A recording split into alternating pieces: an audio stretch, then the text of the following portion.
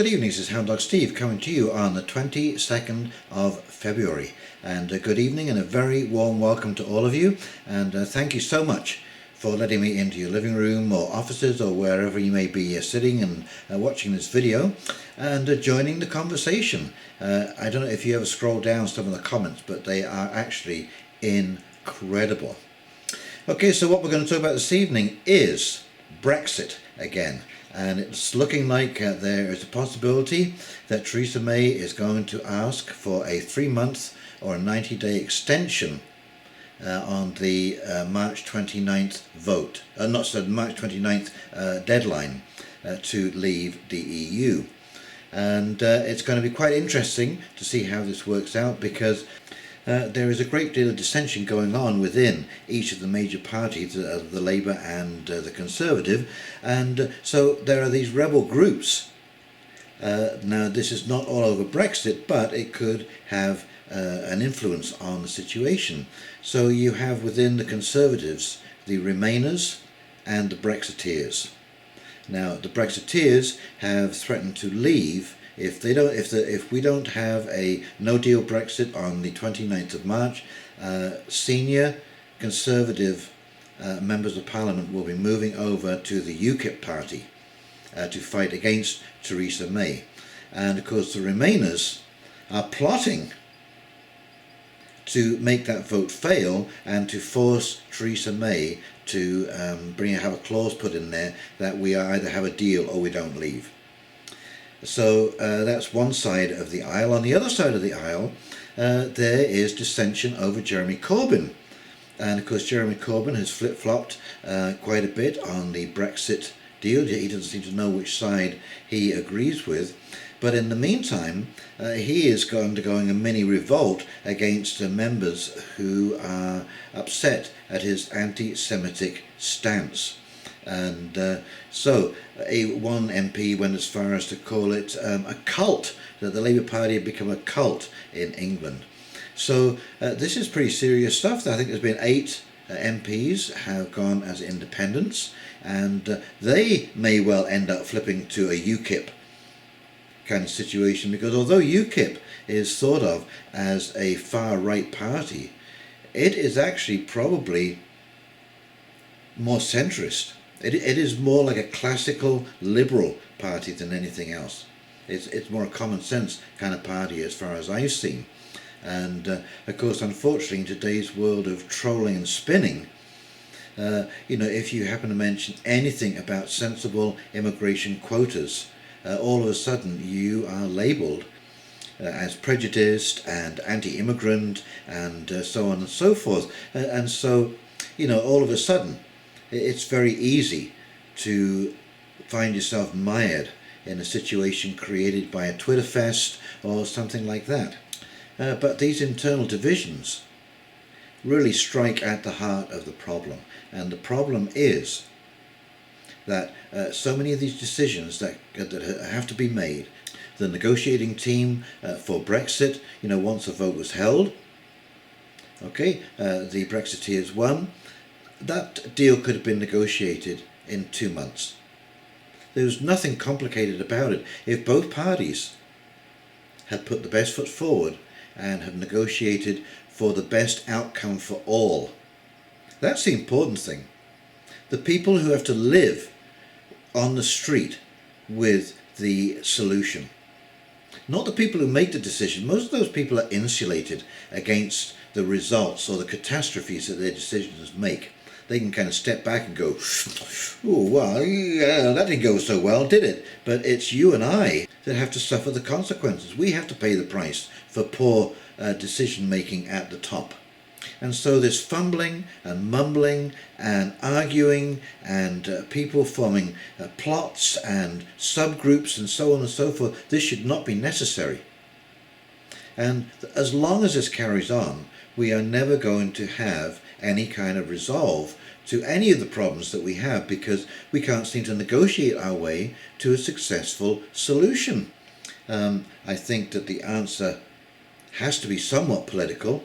There is no doubt about it. Even if we were reduced to one village of, say, 1,000 people, the first thing that would happen is that, people who had skills of one kind or another would be put into different kinds of working situations for survival. And those who were best at their jobs became leaders, they became teachers. Okay, so they would sit on the council, they would report to the central group. Okay, so we would fall back into a similar kind of situation very, very, very quickly. Okay, so it's the integrity that goes into the politics. And somehow, over the decades, over the centuries maybe, that has been completely lost. And that's the problem until we resolve that. And I think the only way to resolve it is for you and I to speak up. We can no longer sit back and say somebody ought to make a law. Okay, it's up to us to get involved and to speak out, to organize groups, make YouTube videos, whatever it is that you can do, because everywhere I'm looking, I'm seeing agreement. I'm seeing people who understand that we are failing because we can't reach decisions quickly enough. And until that changes, we are just going to continue where we are. We're just going to keep treading water, I'm afraid. And so anyway, let's go to these articles. We'll take a quick peek, and they will illustrate some of what I'm talking about here. Okay, here we go. Theresa May once again failed to extract concessions from the EU27 on Wednesday after yet another meeting with Juncker, surprise, surprise. As the continent refuses to budge on May's demands for legally binding changes to the deal, specifically by the troublesome Irish backstop, which many Brexiteers fear could result in the UK being reduced to a vassal state of the EU by becoming interminably trapped in the customs union with zero say over its rules. Talks between Brexit Secretary Stephen Barclay and EU27 Chief Negotiator Michael Barnier on Thursday were similarly inconclusive. And with only 36 days left until Brexit Day, it's becoming increasingly clear that May will need to ask her EU colleagues for an extension to the 2-year negotiating period, something that would cut against her commitment to take the UK out of the EU as scheduled. Though she has never explicitly ruled it out, according to Bloomberg, the EU expects May to request a 3-month technical extension, which will be the first and hopefully only delay, because anything further would ratchet up the pressure for the UK to participate in the upcoming European parliamentary elections as unnecessary complication. Still, without meaningful concessions on the backstop, it's difficult to see a way forward. Rebellious Tories and the Independent Group has so far focused their efforts on securing a legally binding commitment to take a no-deal exit off the table. And with the deadline unlikely to be extended past this point, if a deal isn't reached during the March 21st-22nd UK-EU summit, the way forward will appear impossibly vague. But with dozens of Tories reportedly ready to rebel unless the PM offers concrete reassurances that no deal isn't an option, and that the rebellion will likely take the form of support for an amendment tabled by former Minister Sir Oliver Letwin and Labour's Yvette Cooper to give Parliament the power to delay Brexit Day if no deal is reached by mid-March. Meanwhile, thanks to the latest round of defections, the Independent Group has become the 4th largest party in Parliament. Current state of parties in Parliament, and you see this is the problem. You've got 2 main governing parties, and all the rest, even added together, can't even make a dent in either of these. And so what we need is proportional representation is the only answer. But all of these threats likely won't take on real significance until the March summit with the EU, thanks to the continent's reputation for holding out until the last minute. Meanwhile, MPs have told the media that a vote on May's Brexit Plan B deal, which has been set for next week, is unlikely. So you can see, problems abound. Okay, so here it is, news in Canada before it happens. February the 23rd, look at that, we're still on the 22nd here. Brexit boost. Nigel Farage to poach senior Tories from under May's nose for Brexit party. Exclusive. Senior Tories from the heart of the Conservative Party are poised to join the new Brexit Party if there's a delay to Britain leaving the EU, it was claimed on Friday. The well-known names could team up with Nigel Farage's new anti-Brexit party in May's European elections. The party said it will field hundreds of candidates if Brexit is delayed, significantly beyond the March 29th deadline.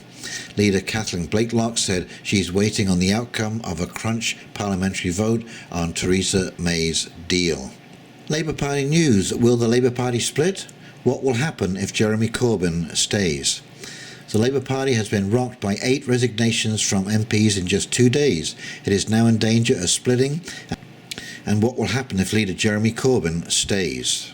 We've all got to come to terms with what is a really, really difficult situation, because for us, it's the Labour Party that we joined, I joined 32 years ago, is no longer the Labour Party of today. Joan Ryan, the MP for Enfield North, became the 8th MP to quit the Labour Party over Jeremy Corbyn's leadership this week. And in a damning resignation letter she wrote, "I cannot remain a member of the Labour Party while this requires me to suggest that I believe Jeremy Corbyn, a man who has presided over the culture of anti-Jewish racism and hatred of Israel that now afflicts my former party, is fit to be Prime Minister of this country. He is not." Mr Corbyn's handling of anti-Semitism and Brexit have been reasons behind all the Labour's resignations this week. Labour MP Ian Austin quits as he attacks Corbyn for turning party into an extremist sect. So how long do you think it's going to take to resolve these differences within and without our parties? And in the meantime, we pay the price for this childish division. So as you can see, there is an awful lot of dissension there. I believe at the end of the day that there won't be a decision made. It will be like the bell will ring on the 29th of March, and they will suddenly find that they've left Europe, and they'll still be kind of squabbling. You see these cartoon figures where like everyone's got hold of each other and they suddenly get in freeze frame. That's what it'll be like. They'll realise that the bell is gone and the fight's still going on, and they're fighting over nothing. They've left. And I don't know, I've been watching a lot of Netflix just late. It's winter time, that's the sort of thing you do in winter in Canada here. And so I'm basically finishing up the last season of Outlander, and also the Last Kingdom. Okay, that was another really great series. But they both illustrate, again, there's a part where Jamie and Claire are over in Paris, okay, and you see some of the French aristocracy. And have you ever seen such a bigger bunch of nitwits? I mean, King Louis, he's an idiot. And yet people are running around Bonnie Prince Charlie, overly proud, full of puffery, full of his own ego, and full of the belief that God will save the day, and so on and so forth. Wouldn't listen to his best advisors. So everywhere you go, it's kind of interesting when you see this sort of thrown in your face, and I think that's still going on today. You have this puffery, this foolishness over vanity and pride, instead of making the best decision in the situation for everybody. Anyway, until it changes, nothing's going to change, and that's up to you and I, folks. And I hate to say that, but that's simply the truth, the way I see it. Okay, so in the meantime, please like, subscribe and comment below. And this is Hound Dog Steve signing off, and we'll talk to you very, very soon. You take care now. See ya. Bye.